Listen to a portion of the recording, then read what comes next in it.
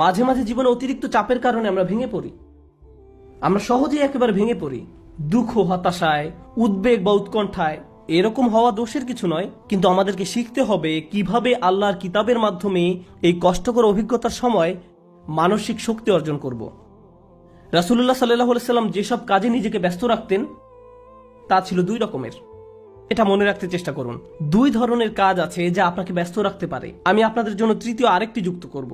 রাসূলুল্লাহ সাল্লাল্লাহু আলাইহি সাল্লাম হয় এমন কোনো কাজে নিজেকে ব্যস্ত রাখতেন যাতে আল্লাহকে খুশি করত, অথবা তিনি এমন কোনো কাজে ব্যস্ত থাকতেন যা আল্লাহর কোনো সৃষ্টির উপকার করত।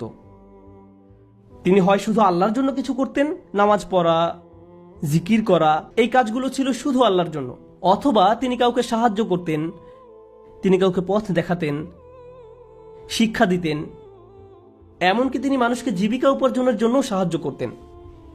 এভাবে তিনি অন্য মানুষদের সব ধরনের সাহায্য করতেন।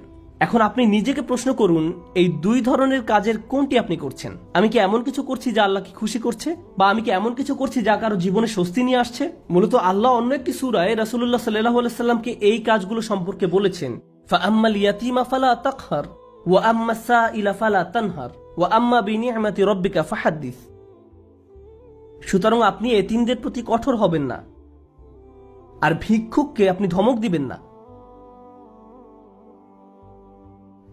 কিন্তু আপনি যখন অতিরিক্ত চিন্তা করতে থাকবেন নিজের সমস্যাগুলো কতটা খারাপ, জীবনটা কেমন দুর্বিষহ, কিভাবে সবকিছু তার গতিপথ হারিয়ে ফেলছে, কোনো কিছুই কোনোদিন ঠিক হবে না, তাহলে নিজের মাঝে আপনি অতিরিক্ত ডুবে আছেন। আপনি নিজেকে নিয়েই পড়ে আছেন। এভাবে নিজেকে নিয়ে পড়ে থাকলে আল্লাহর সাহায্য আসে না। এভাবে আল্লাহর সাহায্য আসে না। আল্লাহ বলেন, ওয়া ইলা রাব্বিকা ফারগাব, এবং আপনার পালনকর্তার প্রতি মনোনিবেশ করুন। আমি আর আপনি যে সমস্যাগুলোর মাঝে দিন পার করছি, আজ সেগুলোকে অনেক বেশি, অনেক বড় বলে মনে হয়। সমস্যা ছাড়া আর কিছু নিয়ে আমরা ভাবতে পারি না। কিন্তু একটু সামনে এগিয়ে চিন্তা করলে বুঝবেন আমরা সবাই একটা গন্তব্যের উদ্দেশ্যে ছুটছি, আর সেই গন্তব্যটি হলো আল্লাহর সাক্ষাৎ। ওয়া আন্না ইলা রাব্বিকাল মুনতাহা। যদি এই ব্যাপারটা ভুলে যান যে আপনি একটি রেলগাড়ির ভিতরে আছেন, বুঝতে পারেন বা না পারেন আপনি আল্লাহর দিকে ছুটে চলছেন। আপনি কিন্তু নিশ্চলভাবে দাঁড়ানো অবস্থায় নেই। আপনার সমস্যাটি জীবন থামিয়ে দেয়নি, জীবন এখনো এগিয়ে চলছে। আমার আপনার আল্লাহর সাথে দেখা হবেই। আপনি যখন বুঝবেন আমি যাই করি না কেন এই ভ্রমণ থামানোর কোনো উপায় নেই, তখন আপনার পক্ষে নিজের গন্তব্যের প্রতি মনোনিবেশ করা অনেক সহজ হবে।